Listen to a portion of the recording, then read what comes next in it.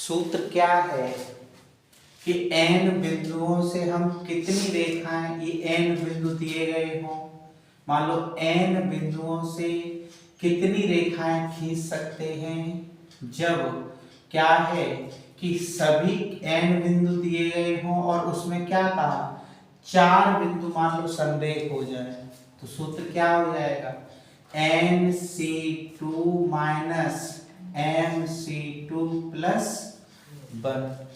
n बिंदुओं से तो मान लो 10 बिंदु है टोटल। अब 10 बिंदु टोटल है तो n का मान कितना हो जाएगा, 10 हो जाएगा। और 4 बिंदु क्या है, एक ही रेखा पे है, 4 बिंदु जो है वो एक ही रेखा पर है इस तरह, तो इन 4 बिंदुओं से तो रेखाएं बन नहीं सकती है, तो जे घटाने पड़ेंगे। तो क्या सूत्र हो जाएगा, रेखाओं की संख्या, तो रेखाओं की संख्या, तो रेखाओं की संख्या बराबर क्या हो जाएगा, 10C2 minus 10C2 minus 4C2 plus 1।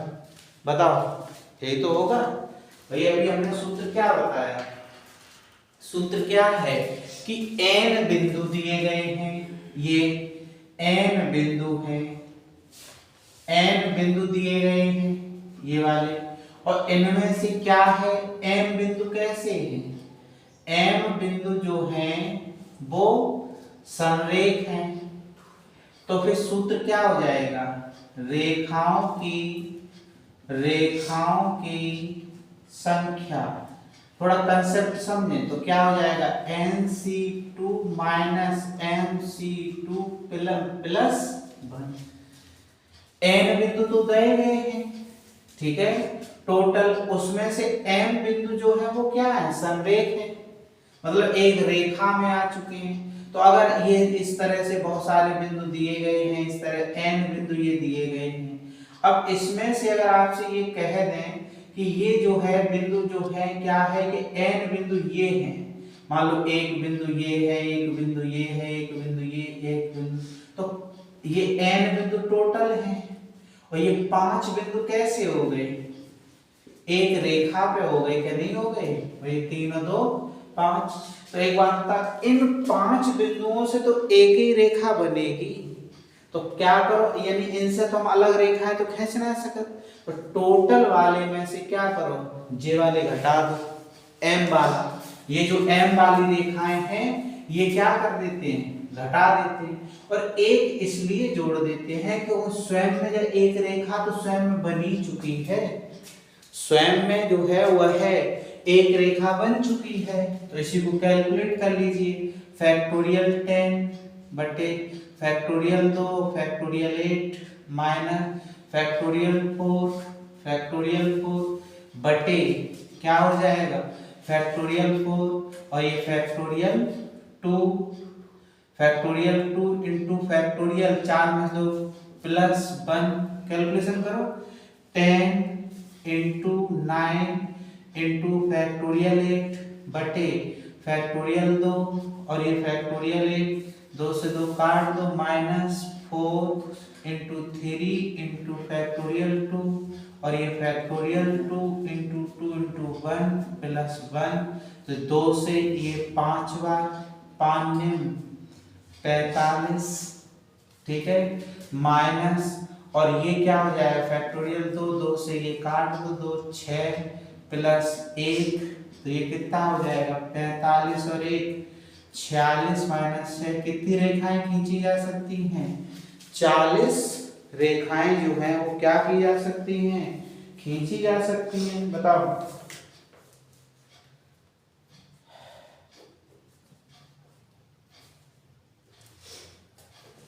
बोलो क्या हो जाएगा,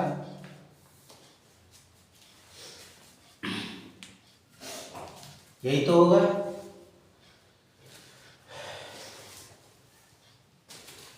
क्लियर हो गया, बात समझ में आ गया कि अगर बिंदु दिए जाएं, मान लीजिए अगर कहीं हमसे ये कहा जाए 15 बिंदु हैं और 15 बिंदु में से ये कह दिया जाए 5 बिंदु संरेख हैं, तो बताओ कितनी रेखाएं बनेंगी। तो क्या करोगे, 15C2 माइनस 5C2 प्लस 1। मतलब ये देखो मैं समझने वाली 15 बिंदु कैसे हैं, ये तो सब टोटल बिंदु है और इसमें से 5 बिंदु कैसे संरेख है, एक ही रेखा में। अगर मुझे कहते हैं 15 बिंदु असंरेख हैं तो फिर रेखाओं की संख्या कितनी हो जाएगी, 15C2 हो जाएगी। क्यों, फिर तो सब असंरेख हैं, कोई भी संरेख है ही नहीं। कोई भी संरेख नहीं है तो फिर सभी रेखाएं अलग अलग हो जाएंगी, तो अब सभी रेखाएं अलग अलग खींची जा सकती हैं। तो आगे लिखिएगा, अगला सूत्र देखिएगा, समझो इससे। अगला सूत्र है त्रिभुजों की संख्या कैसे ज्ञात करोगे। n जो है लिखिए, मान लो देखिए एक त्रिभुज बनाना है, तो एक त्रिभुज के बनाने में हमें कै बिंदु मिल जाते हैं। जैसे ये कोई बिंदु दिए गए हैं, ये इस तरीके से ये तो एक त्रिभुज के निर्माण में हम कै बिंदु प्रयोग कर लेते हैं, 3। कोई भी त्रिभुज अगर हम बनाएं तो उस त्रिभुज में जैसे मान लो ये त्रिभुज बनाए, तो अगर हम ये त्रिभुज बनाएं तो हम कै बिंदु प्रयोग में लेते हैं, 3। तो n बिंदुओं से क्या है, n बिंदुओं से हम कितने त्रिभुज बना सकते हैं, NC3, क्योंकि n बिंदुओं में से हम ये, लेकिन शर्त तब का है, शर्त तब ये है कि ये सभी n बिंदु असंरेख हों, कोई भी संरेख ना हो। लेकिन अगर इसमें संरेख हो जाएंगे तो फिर उनको हमें क्या करना पड़ेगा, घटाना पड़ेगा, है। तो दो तरह से अगर सभी बिंदु संरेख हो जाएं, तो अब मान लो m बिंदु संरेख हो जाएं, तो लिख लीजिए इसमें n बिंदुओं से, अगला सूत्र लिख लीजिए, n बिंदुओं से, n बिंदु दिए गए हैं, n बिंदुओं से त्रिभुजों की संख्या, n बिंदुओं से त्रिभुजों की संख्या, n बिंदुओं से त्रिभुजों की संख्या, n बिंदुओं से त्रिभुजों की संख्या जिसमें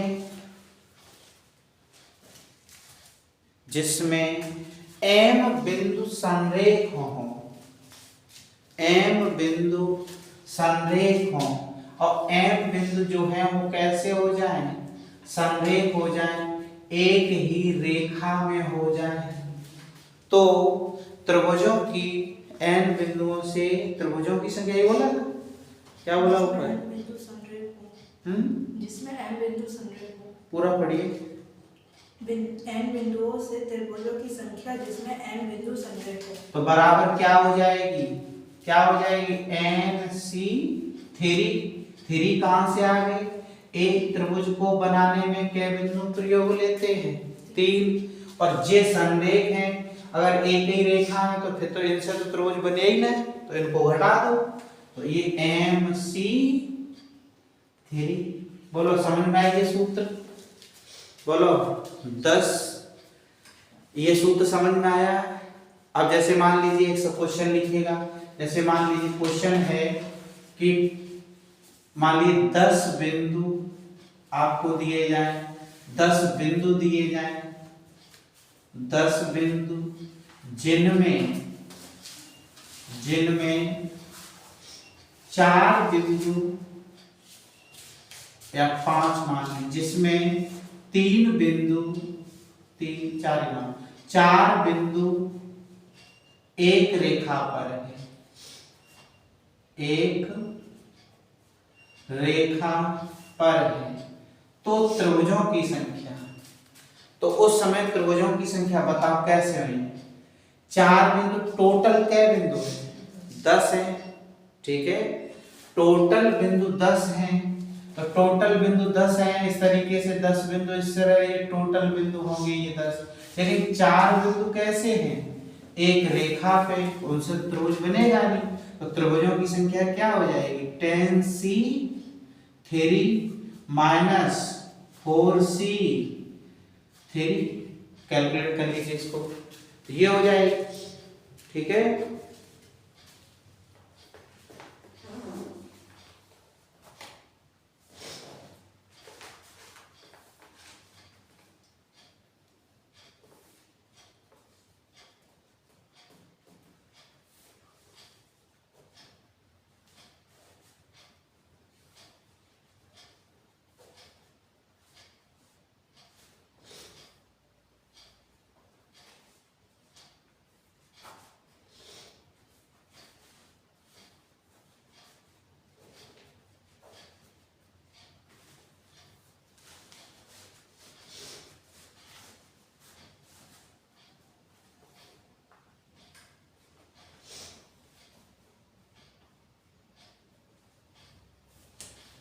क्लियर हो गया? आगे लिखिएगा, ये कितना है आंसर इसका? आंसर बताएं। आगे देखिएगा, विकर्णों, हेडिंग डालेंगे, हेडिंग डाल दीजिए विकर्णों की संख्या, बहुभुज में विकर्णों की संख्या, बहुभुज में विकर्णों की संख्या, बहुभुज में विकर्णों की संख्या, बहुभुज में विकर्णों की संख्या। थोड़ा समझें इसको, जैसे मान लीजिए बहुभुज है, अब जैसे मान लो ये है आपका चतुर्भुज है, चतुर्भुज ये दिया गया, अब आपसे कहा जाए इसमें विकर्ण बताओ, ध्यान से समझे। इसमें मान लीजिए ये आपके पास एक बिंदु है, दो बिंदु है, तीन बिंदु, मान लो ये रेखाएं दी गई हैं, ठीक है, भुजाएं दी गई हैं, इसमें जो है चार भुजाएं, जरा ध्यान से समझे इसको, चार भुजाएं हैं, इस समय n का वैल्यू हो गया 4, तो इसमें विकर्ण कितने होंगे? दो विकर्ण होंगे। तो ये दो विकर्ण निकलेंगे कैसे? तो जरा उसको देखें, क्या होगा इसमें, मतलब जो है विकर्ण बन रहे हैं इसमें, तो दो को लेके बन रहे हैं, तो 4c2, चार भुजाओं से विकर्ण कितने? -4, और ये 4 कौन से करेंगे? देखो इसका आंसर 2 आना चाहिए, हल करके देखो क्या ये 2 आता है, फैक्टोरियल 4 और ये फैक्टोरियल 2, ये फैक्टोरियल 2 -4 और ये 4 इंटू 3 -3 और इंटू फैक्टोरियल 2 और ये फैक्टोरियल 2 और ये 2 इंटू क्या हो जाएगा?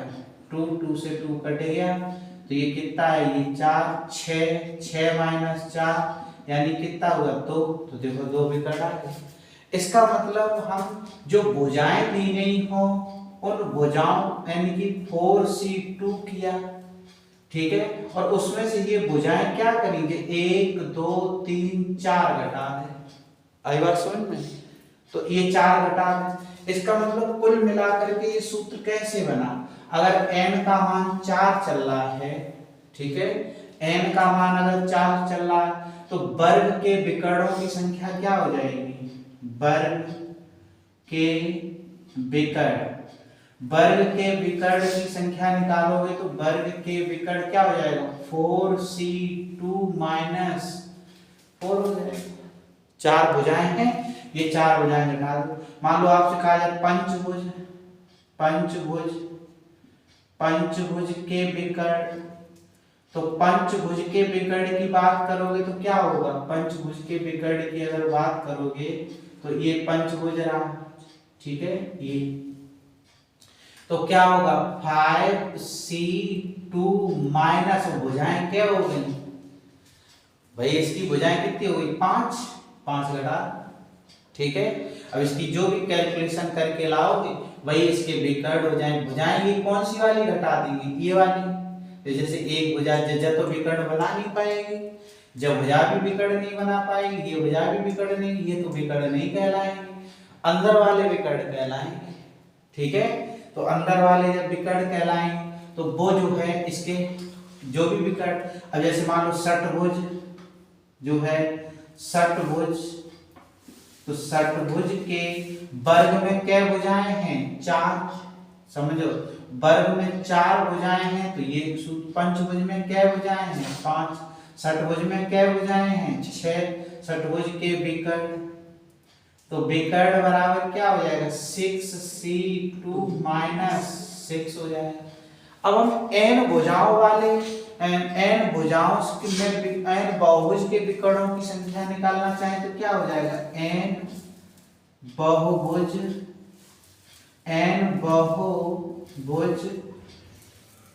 के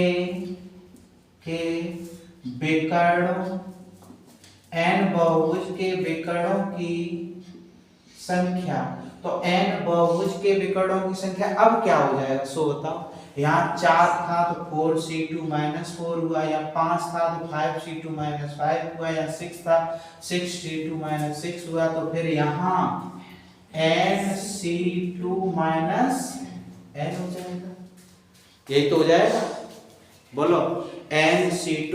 तो n बहुभुज से विकर्णों की संख्या का ये सूत्र निकल कर के आ गया। n बहुभुज से विकर्ण हम कितने ज्ञात कर सकते हैं।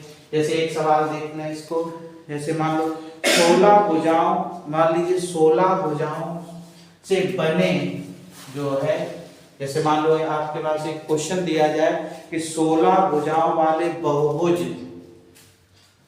ये दिया है 16 भुजाओं वाले बहुभुज के शीर्षों को मिलाने से बने विकर्ण, 16 भुजाओं के बहुभुज के शीर्षों से मिलाने से बनी आकृति, यानी से बनी आकृति या 16 भुजाओं मिलाने से कितने विकर्ण बनेंगे, कितने विकर्ण, ठीक है, कितने विकर्ण बनेंगे, विकर्ण होंगे। तो बताओ जरा इसका क्या आंसर होगा, इसके अकॉर्डिंग क्या होगा आंसर, 16C2 माइनस 16, जो 16 भुजाएं बाहर बने वे तो विकर्ण कहलाए ना, तो इसी को हल करोगे तो क्या हो जाएगा, फैक्टोरियल 16 बटे फैक्टोरियल 2 और फैक्टोरियल 16 माइनस 2 और ये 16, तो ये ऊपर क्या हो जाएगा 16 गुणा 15 गुणा फैक्टोरियल 14 और ये क्या हो जाएगा फैक्टोरियल 2, फैक्टोरियल 2 क्या होता है 2 गुणा 1 और नीचे फैक्टोरियल 14 माइनस 16, तो कितना हो, ये कट गया, 2 से ये 8 काटो, 15 120 माइनस 16, बताओ 120 में से 16 घटाओ तो कितने बचेंगे, 104 बचेंगे। तो 104 जो है वो क्या हो जाएगा, 104 इसके जो है वो क्या बनेंगे, विकर्ण बनेंगे। ठीक है, नोट करिए इसको।